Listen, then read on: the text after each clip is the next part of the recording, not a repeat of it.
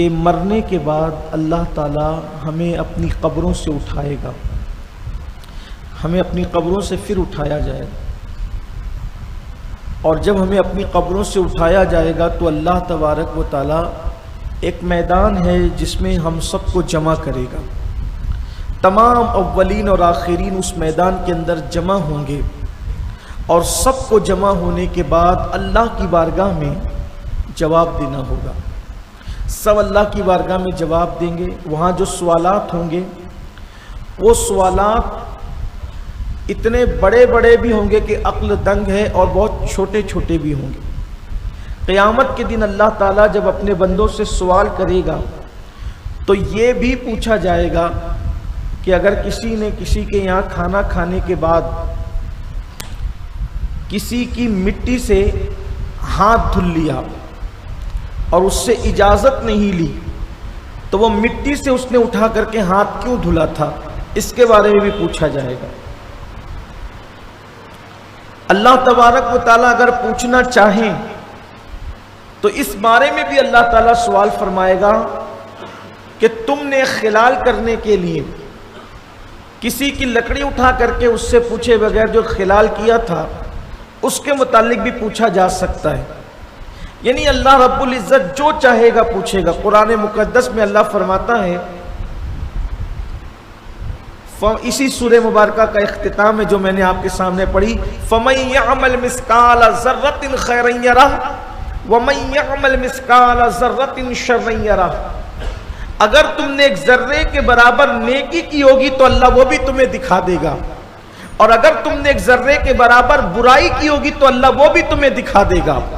تو قیامت کا دن ایسا ہوگا کہ سب پوچھا جائے گا، تم نے کسی کا مذاق کیوں اڑایا تھا، کسی کو قتل کیوں کیا تھا، کسی کا مال کیوں ناحق کھایا تھا، اسی طریقے سے کسی کو اس کی جگہ سے اٹھا کر تم کیوں بیٹھے تھے۔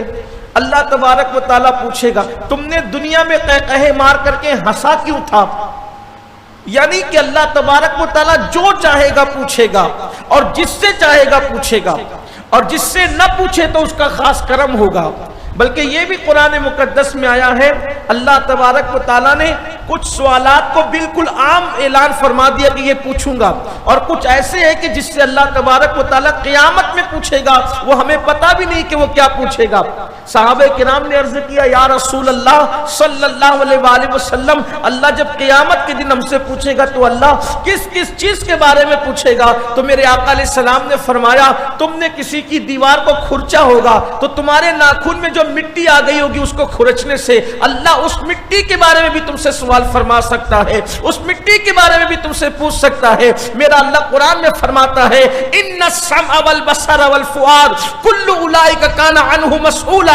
اللہ فرماتا ہے ہم تم سے سوال کریں گے قیامت کے دن کہ تم نے آنکھوں سے کیا دیکھا تھا، تم نے کانوں سے کیا سنا تھا، تم نے زبان سے کیا بولا تھا، حتیٰ کہ یہ بھی پوچھیں گے کہ تمہارے دماغ میں کیا چلتا رہتا تھا، تم کیا سوچتے رہتے تھے، تمہارے دل کے اندر کیا پلان پکتے رہتے تھے۔ اللہ ان سب کے بارے میں تم سے پوچھے گا۔ لیکن آج میرا عنوان وہ نہیں، وہ دن جسے قیامت کا دن کہتے قرآن کہتا ہے، اس قیامت کا منظر یہ ہوگا، اذا زلزلت الارض زلزالها واخرجت الارض اثقالها وقال الانسان ما لها۔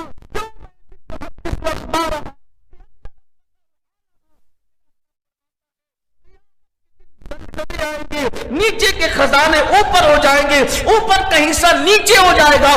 زمین کو تڑاڑے پڑتے ہوئے دیکھ کر، زمین کے اندر زلزلے دیکھ کر انسان کہے گا اس زمین کو کیا ہو گیا ہے، زمین کو کیا ہو گیا ہے۔ بلکہ زمین انسان کی اعمال کی خبر دے گی، یہ زمین ختم ہو جائے گی، جس زمین پہ ہم رہتے ہیں زمین ختم ہو جائے گی۔ میدان محشر میں جو زمین ہوگی، زمین تانبے کی ہوگی، اور سورج انسان کے سر اور سورج کے درمیان صرف ایک ہاتھ کا فاصلہ ہوگا۔ آج سورج چوتھے آسمان پہ چمک رہا ہے، لاکھوں میل دور کے فاصلے پر، مگر مئی کے مہینے میں ابھی جون شروع ہو گیا ہے، دوپہر کے وقت انسان گھر سے باہر نکلتا ہے تو ہائے ہائے کرنے لگتا ہے۔ چوتھے آسمان پر ہے سورج، میلوں دور کے فاصلے پر، دور ہے بہت دور، اور آج پیٹھ کی طرف سے چمک رہا ہے، پیٹھ کی طرف سے۔ قیامت کے دن وہ پیٹ کی طرف سے نہیں چمکے گا بلکہ اپنے چہرے کی طرف سے چمکے گا. یعنی سورج نے پیٹ کی ہوئی ہے تو اتنی گرمی ہے, جب وہ اپنا چہرہ ہماری طرف کر لے گا تو حرارت کا عالم کیا ہوگا. اور پھر میلوں دور نہیں ہوگا سورج. قیامت کے دن انسان کے سر اور سورج کے درمیان صرف ایک ہاتھ کا فاصلہ ہو, جسے سوا نیزہ بھی کہا گیا ہے. سوچو اتنے قریب سے جب سورج ہوگا تو اس وقت انسان کی کیفیت کیا ہوگی. میں کہتا ہوں کہ انسان سے اگر نہیں بھی کچھ پوچھا جائے, اتنے قریب سورج کے کر دیا جائے تو کیا حال ہوگا. گرمی کی تپش کیسی ہوگی, حرارت. حدیث پاک میں آتا ہے پیاس اتنی لگی ہوگی لوگوں کو کہ پیاس کی وجہ سے ان کی زبانیں ان کے سینے پہ لٹک رہی ہوگی, پیاس کی وجہ سے. یہ ہے میدان محشر. لوگ پسینے میں ڈوبے ہوں گے, اعمال کے مطابق پسینہ ہوگا, وہاں اعمال کے مطابق پسینہ ہوگا.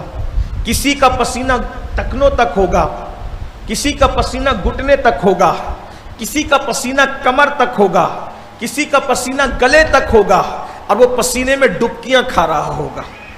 اللہ کے رسول علیہ السلام فرماتے ہیں عام عوام جو عام انسان ہے, اللہ کے مقبول بندوں کی بات نہیں, عام انسان جو ہے, عام انسان, انسانوں کا اکثر انسانوں کا حال ہوگا وہ سب ننگے ہوں گے, ننگے کھڑے ہوں گے, بدن پہ کوئی کپڑا نہیں ہوگا, کفن نہیں ہوگا قیامت کے دن. اس حدیث کو سن کر ام المومنین نے عرض کیا, اما جان عائشہ صدیقہ نے پوچھا یا رسول اللہ صلی اللہ علیہ وآلہ وسلم, جب لوگ ننگے ہوں گے بدن پر کچھ نہیں ہوگا تو کیا ایک دوسرے کو دیکھ کے شرم نہیں آئے گی. میرے آقا علیہ السلام فرماتے ہیں عائشہ اللہ کی ہیبت ایسی ہوگی کہ انسان اپنے آپ کو دیکھنے کی فرصت نہیں ہوگا, اتنا خوف زدہ ہوگا کہ وہ اپنے آپ کو نہیں دیکھے گا, دوسروں کو دیکھنا تو دور کی بات ہے. اس دن آپ سوچیں گے کہ میں تو نیک ہوں, میں تو نیک ہوں تو میرے لیے بہت کوئی وی آئی پی انتظام ہوگا. تو اللہ تعالیٰ قرآن مقدس میں نیکوں کا ذکر کرتا ہے, فرشتوں کا. اللہ فرماتا ہے یوم یقوم الروح والملائکہ صفا لا یتکلمون الا من اذن, کہ قیامت کے دن جبریل علیہ السلام جیسا سید الملائکہ, فرشتوں کا سردار, اور سارے فرشتے صف بصف اللہ کی ہیبت سے تھر تھر کانپتے ہوں گے. وہ بھی تھر تھر کانپ رہے ہوں گے اور ان کے اندر کلام کرنے کی جرات تک نہیں ہوگی. یہ میدان محشر ہے. آسمان آگ اگل رہا ہے, زمین شعلے برسا رہی ہے, اور ایسے میں انسان کھڑا ہے. اب وہ میدان محشر میں ایک امید کی کرن ہے جو میرا اصل عنوان ہے. امید کی ایک کرن ہے. سوچو اس دھوپ سے بچنے کے لیے کون نہیں چاہے گا, اس دھوپ سے بچنے کے لیے کون نہیں چاہے گا, اس تکلیف سے بچنے کے لیے کون انتظام نہیں کرے گا. قربان جائیں رؤوف و رحیم آقا پر, بندہ پرور سرکار پر, غریب پرور مصطفیٰ جان رحمت پر. ایسی کڑی دھوپ میں, ایسی مشقت میں, ایسی مصیبت میں, ایسی تکلیف میں میرے آقا فرماتے ہیں اس دھوپ میں, اس ہما ہمی میں, اس گہما گہمی میں, اس غضبناک حالات میں 7 قسم کے لوگ ایسے ہیں, 7 قسم کے لوگ جن کو وہ دھوپ نہیں لگے گی. وہ دھوپ میدان محشر کی وہ پیاس نہیں لگے گی. کیوں؟ اس لیے کہ 7 قسم کے لوگ ایسے ہیں جن کو اللہ تعالیٰ سایہ دے گا. وہاں کوئی سایہ نہیں ہوگا, وہاں کوئی سایہ نہیں ہوگا سوائے ایک سائے کے. کوئی سایہ نہیں, درخت ہی نہیں ہوں گے تو سایہ کیا ہوگا. چھتریوں کا بدن پہ کپڑے نہیں تو چھتریاں کہاں سے لائیں گے. کچھ نہیں, کوئی سایہ نہیں. ایک سایہ ہے. میرے آقا فرماتے ہیں وہ اللہ کی رحمت کا سایہ ہے, وہ اللہ کے عرش کا سایہ ہے. ایک سایہ, سایہ رحمت الہی, سایہ عرش, اللہ کی رحمتوں کا, اللہ کے عرش کا سایہ ہوگا. اور اس میں کتنے لوگ ہوں گے؟ 7 قسم کے لوگ. 7 قسم کے لوگوں کو اللہ عرش کا سایہ دے گا. اب میں اس کو پڑھتا ہوں. وہ 7 قسم کے لوگ کون ہیں؟ ان میں سے کوئی ایک بن جاؤ, کم سے کم. اگر 7 صفت پیدا کر لو تو کیا کہنے, لیکن کم سے کم ایک صفت پیدا کر لو تاکہ عرش کا سایہ مل جائے. نمبر 1 جو عرش کے سائے میں پہلے نمبر پہ ہوگا, عادل حاکم, جس کو اللہ نے منصب دیا, جس کو اللہ نے مقام دیا اور اس نے عدل کیا. عادل حاکم. مثلا محلے کا جو ذمہ دار ہے وہ محلے کا حاکم، شہر کا جو ذمہ دار ہے وہ شہر کا حاکم، ملک کا جو ذمہ دار ہے وہ ملک کا حاکم، اسی طرح جو گھر کا ذمہ دار ہے وہ گھر کا حاکم۔ باپ حاکم ہے بچوں پر، شوہر حاکم ہے بیویوں پر، تو جو حاکم ہو وہ عدل کرے۔ جیسے کسی کے 2 بچے ہوں، دونوں میں عدل کرے، ایک کو تو چمٹاتا ہے دوسرے کو دھکا دیتا ہے، یہ عدل کے خلاف عدل ہو۔ حتیٰ کہ اگر اس کے پاس ایک کھجور آ جائے اور 2 بچے موجود ہوں تو دونوں کو برابر برابر دے، یہ عدل ہے۔ اگر ایک کو چھوٹی دی ایک کو بڑا دیا تو ناانصافی ہے۔ ایک مرتبہ ام المومنین سیدہ عائشہ صدیقہ رضی اللہ تعالیٰ عنہا کے یہاں ایک عورت آئی، غریب عورت۔ ام المومنین نے دیکھا کہ اس کے ساتھ اس کی 2 بیٹیاں ہیں، 2 بچیاں ہیں۔ ام المومنین نے اس کو کھجور دیا، اس نے کھجور لیا اور کھجور لے کر اس نے برابر برابر 2 ٹکڑے کیے اور دونوں بیٹیوں کو دے دیا۔ ام المومنین کو یہ منظر دیکھ کر بہت اچھا لگا۔ جب اللہ کے رسول علیہ الصلوۃ والتسلیم تشریف لائے تو میرے آقا سے انہوں نے عرض کیا، یا رسول اللہ صلی اللہ علیہ وآلہ وسلم، ایک خاتون آئی تھی، اس کے ساتھ 2 بچیاں تھی، میں نے اس کو ایک کھجور دی، اس نے دونوں کو برابر برابر ٹکڑے کر کے تقسیم کر دیا۔ میرے کریم نبی نے مسکرا کر فرمایا، اس نے صحیح کیا، اگر وہ کم زیادہ ٹکڑے کرتی تو قیامت کے دن اس کو جواب دینا پڑتا۔ اب بتاؤ، جب کھجور میں برابری ہے، جب گفٹ لاتے ہیں تو اس میں برابری نہیں ہوتی، کسی کا گفٹ 100 روپے کا، کسی کا 80 روپے کا، ناانصافی ہے۔ اگر عدل کرو گے، اسی طرح کسی کی 1 سے زیادہ بیویاں ہیں، لوگوں کو 2 بیویوں کا شوق بہت ہے، کچھ لوگ تو یہ کہتے ہیں کہ اسلام نے حکم دیا، اسلام نے کوئی حکم نہیں دیا 2 بیویوں کا، کوئی حکم نہیں ہے، یہ سب جہالت پہ لوگ کہتے ہیں 2 حکم، اللہ نے اجازت دی ہے، حکم نہیں دیا۔ حکم اور اجازت میں فرق ہے۔ حکم مطلب کیا؟ جب تک میرا بیان ہو سب چپ رہو، یہ حکم ہے۔ جس کو بیٹھنا ہے بیٹھو، جس کو جانا ہے جاؤ، یہ اجازت ہے۔ ٹھیک؟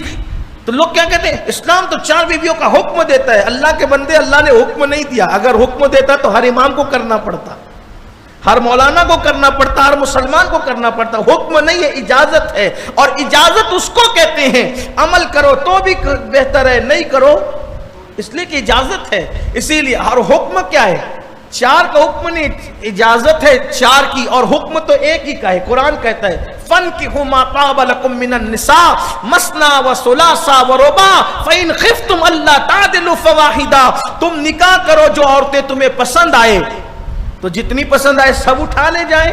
قرآن کہتا ہے نہیں، مثنا و ثلاثہ و رباع، 2 3 4 تک اجازت دی۔ پھر کہا فَإِنْ خِفْتُمْ أَلَّا تَعْدِلُوا فَوَاحِدًا، اور اگر ان کے درمیان انصاف نہیں کر سکو گے، یعنی 2 کیا 3 کیا 4 کیا، انصاف نہیں کر سکو گے تو اللہ تمہیں حکم دیتا ہے ایک ہی پہ اکتفا کرنا، بس ایک۔ انصاف ضروری ہے، بچوں کے درمیان انصاف، بیویوں کے درمیان انصاف، اگر پنچایت میں بیٹھے ہو کسی نے آپ کو حاکم بنایا اس کے درمیان انصاف۔ عادل حاکم عدل کرے۔ ٹھیک، آج سے شروع کرو عدل۔ کچھ لوگ ایسے بھی ہیں، 2 بیٹے ہیں، ایک کو جھوپڑا دے دیا ایک کو بلڈنگ دے دیا، غلط۔ عدل کرو۔ ایک کے لیے مٹھائی لا دیا ایک کے لیے کھٹائی لا دیا، غلط ہے۔ بچے آپ کے لیے برابر ہیں۔ ایک کو پڑھا رہا ہے تو بہت اعلیٰ اسکول میں پڑھا رہا ہے، ایک کو پڑھا رہا ہے تو پرائمری میں بھیج رہا ہے، غلط ہے۔ اور ہمارے خاص طور پر یہ بات یاد رکھنا، بیٹوں کے بہت نخرے اٹھائے جاتے ہیں اور بیٹیوں کو نظر انداز کیا جاتا ہے۔ ظلم ہوتا ہے بیٹیوں کے ساتھ۔ کیوں؟ بیٹی اولاد نہیں ہے۔ اللہ کے رسول نے فرمایا، جبکہ میرے نبی کو بیٹے بھی تھے اور بیٹیاں بھی تھیں۔ ایک روایت کے مطابق 4 بیٹے تھے اور 4 بیٹیاں تھیں، اور ایک روایت کے مطابق 2 بیٹے تھے اور 4 بیٹیاں تھیں۔ اللہ کے رسول علیہ السلام کو اللہ نے سب دیا تھا، کوئی ایسی چیز نہ تھی کہ یہ کہہ سکے حضور کے یہاں نہیں تھی۔ 2 بیٹے تھے 4 بیٹیاں تھیں، ایک روایت کے مطابق 4 اور 4، بہرحال لیکن 2 بیٹے ہی پکڑنے اور 4۔ تو حضور علیہ السلام نے جب بات کہی فخر کے ساتھ تو کیا فرمایا؟ فرمایا بیٹیوں سے نفرت مت کرو، میں محمد بیٹیوں کا باپ ہوں۔ حضور نے فرمایا میں بیٹیوں کا باپ ہوں۔ اور اللہ کے رسول علیہ السلام نے فرمایا اگر تمہارے گھر میں 3 عدد بیٹیاں ہو اور 1 عدد بیٹا ہو، بولو کس کی زیادہ عزت ہوگی؟ جو ایک ہو اسی کی زیادہ جو ہے وہ خاطر تواضع ہوگی نا. جو چیز کم ہوتی ہے اس کی اہمیت زیادہ ہوتی ہے. میرے نبی فرماتے ہیں جب میں اپنے آقا کا نام لیا کروں تو آپ کی ذمہ داری ہے کہ آپ صلی اللہ علیہ وسلم، یہ حضور علیہ السلام کا حق ہے کہ جب بھی اللہ کے رسول کا اسم گرامی آئے تو مسلمان اس وقت تو آقا پر درود پڑھا کرے صلی اللہ علیہ وسلم. جب بھی نام لیا جائے آپ کہیں صلی اللہ علیہ وسلم. عادت بنائیں اپنی. 3 عدد بیٹیاں ہو، بیٹا 1 عدد ہو. میرے آقا علیہ السلام فرماتے ہیں جب تم باہر سے آؤ اور تحفہ لاؤ تو پہلے بیٹے کو، اکلوتے بیٹے کو مت دینا، پہلے بیٹیوں کو دینا. اس لیے کہ بیٹیوں کا دل بڑا نازک ہوتا ہے، ان کا دل جلدی ٹوٹ جاتا ہے. پھر میرے آقا فرماتے ہیں جس نے بیٹی کا دل دکھایا اس نے مجھ محمد کا دل دکھا دیا.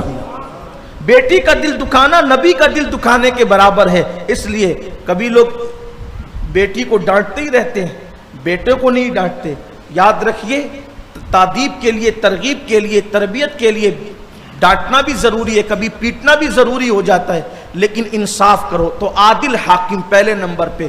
دوسرے نمبر پہ جس کو عرش کا سایہ ملے گا. چاہتے ہو نا اس دھوپ سے بچنا؟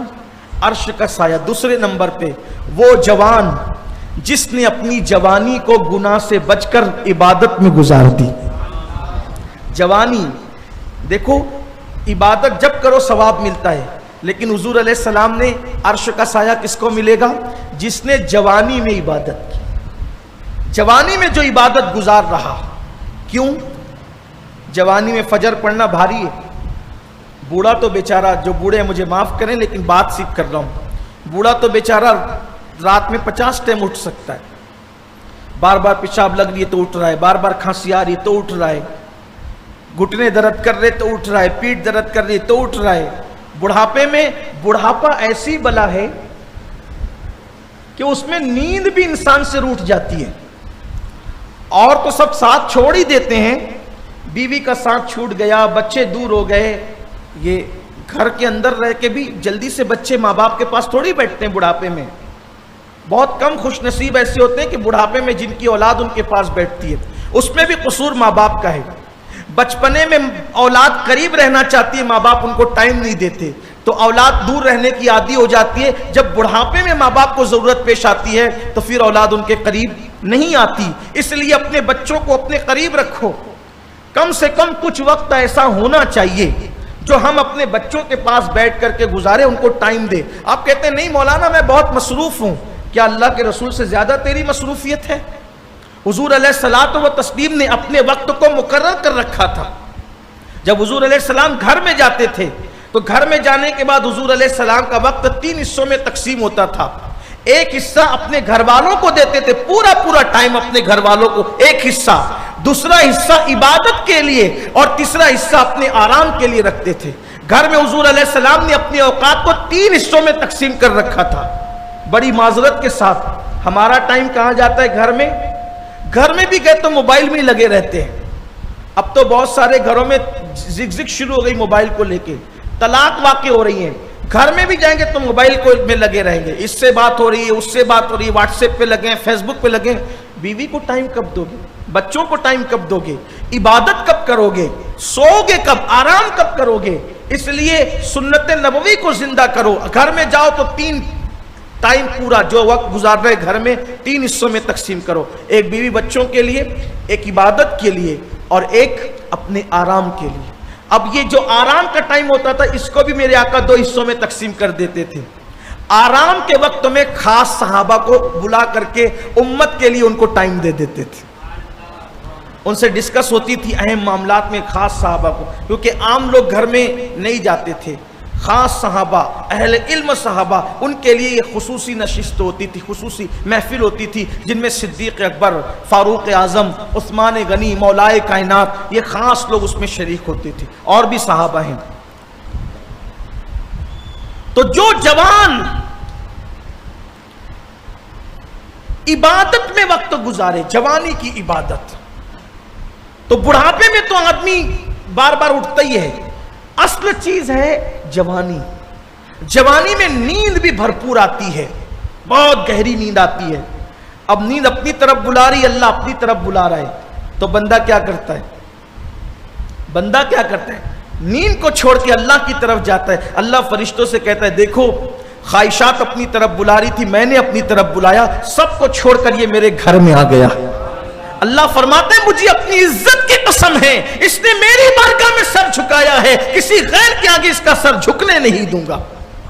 जवानी की इबादत अल्लाह को बहुत, यूं जब भी इबादत करो कबूल है, लेकिन जवानी की इबादत अल्लाह को बहुत पसंद है। इसलिए जवानी में इबादत, जो जवानी में इबादत करे अल्लाह तबारक व तआला उसको अर्श का साया अता फरमाएगा। इसलिए आदत बनाओ। और इबादत क्या है? इबादत क्या है? अल्लाह की रजा के लिए, उसको राजी करने के लिए उसने हमें जो करने का हुक्म दिया, वो करने का नाम इबादत है। इबादत सिर्फ चंद चीजों का नाम नहीं, तस्बीह मुसल्ला इसका नाम सिर्फ इबादत नहीं है। किसी मरीज की इयादत के लिए जाना, यह भी इबादत। किसी जनाजे में शरीक होकर के कंधा देना, यह भी इबादत। इसी तरीके से तिलावत कुरान, ये भी इबादत। किसी गरीब की मदद कर देना, ये भी इबादत। किसी नाबीना को रास्ते से पार करा देना, रास्ता पार करा देना, ये भी इबादत। हत्ता के चिड़िया कौवे को, जानवरों को पानी पिला देना, ये भी इबादत है। तो जवानी में जो इबादत करे, जवानी में जो इबादत गुजार हो, अल्लाह तबारक व तआला जो है ऐसे बंदों को क़यामत के दिन अर्श का साया अता फरमाएगा। लेकिन अफसोस, जिनको जवानी मिली उन्होंने तो अपनी जवानी आवारगी में, अय्याशी में, गुनाहों में, बुराइयों में, पाप में गुजार दिया।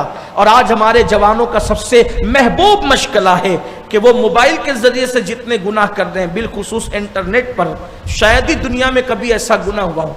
शायद फिरौन की कौम भी पीछे रह गई है, नमरूद की कौम भी पीछे रह गई है, बुख्त नस्र की कौम भी पीछे रह गई है, सारी अक़वाम पीछे रह गई। इंटरनेट पर जाकर के हर वो जराइम हो रहे हैं जिसका कभी तसव्वुर नहीं किया जा सकता था। फिरौन की कौम काफिर जरूर थी, उनके अपने जराइम थे, लेकिन शायद बदआमालियों के मामले, बदअकीदगी की बात नहीं कर रहा, बदआमालियों के मामले में उन कौम को हमने पीछे छोड़ दिया। इसलिए कि वो रात रात भर जिना के मनाजिर तो नहीं देखते थे जो आज हमारे जवान देख रहे हैं। लेकिन याद रखना, आखिर मौत है, मौत, और क़यामत का दिन करीब है। वो मैदान महशर जब आएगा तब आएगा। फरमाया गया, जिस दिन तुम्हारी मौत हो गई उस दिन तुम्हारी क़यामत आ गई। इसलिए कि मौत के बाद कौन क़यामत की तैयारी कर सकता है? और अगर कुछ जवान ये सोचते हैं, कुछ लोगों का तसव्वुर है, नमाज के टाइम नमाज पढ़ो, तिलावत के टाइम तिलावत करो, तस्बीह के टाइम तस्बीह पढ़ो, और अकेले में जराइम करो। चूंकि अक्सर मोबाइल में जराइम अकेले में होते हैं, तो सुन लो, अल्लाह तबारक व तआला फरमाता है, वल आक़िबतु लिल मुत्तक़ीन, आखिरत सिर्फ अल्लाह से डरने वालों के लिए है। और अल्लाह के रसूल अलैहिस्सलाम फरमाते हैं, जो लोगों के सामने नेकी करते हैं और अकेले में गुनाह करते हैं, अल्लाह क़यामत के दिन उनके अमाल को रद्द फरमा देगा, रेत के जर्रों की तरह अल्लाह उनको बिखेर देगा। तो दूसरी चीज, दूसरा खुश नसीब जिसको अल्लाह ने जवानी दी और वो अपनी जवानी को अल्लाह की इबादत में गुजारे, वो भी अर्श के साए में रहेगा। नंबर 3, तीसरा खुश नसीब, चाहते हो ना अर्श का साया? देखो ये दोनों चीज कोई मुश्किल है? अदल करो, दोस्तों के दरमियान रहते हो तो अदल करो, बच्चों के दरमियान रहते हो तो अदल करो, माँ बाप के दरमियान रहते हो तो अदल करो। अदल अदल अदल अदल, आदिल बन जाओगे, अदल कर, इंसाफ करने वाले बन जाओगे। नंबर 2, जो जवानी में इबादत करें। जो लोग 40 साल के अंदर अंदर है उनके लिए मौका है खुशी का। बल्कि 40 साल तो मैं बहुत मोहतात अंदाज के मुताबिक बोल रहा हूं, जो लोग 50 साल के भी अभी नहीं हुए हैं उनके लिए भी मौका है, वो भी जवानों में शुमार है। कुछ कर लो, जवानी में इबादत कर लो, लज्जतें हैं। बुढ़ापे में तो झुका भी नहीं जाता अक्सर व बेशतर। इसलिए मौका दिया अल्लाह ने, इबादत करो, जितनी कर सकते हो करो, जितनी ज्यादा कर सकते हो करो। अल्लाह हम सबको तौफीक दे।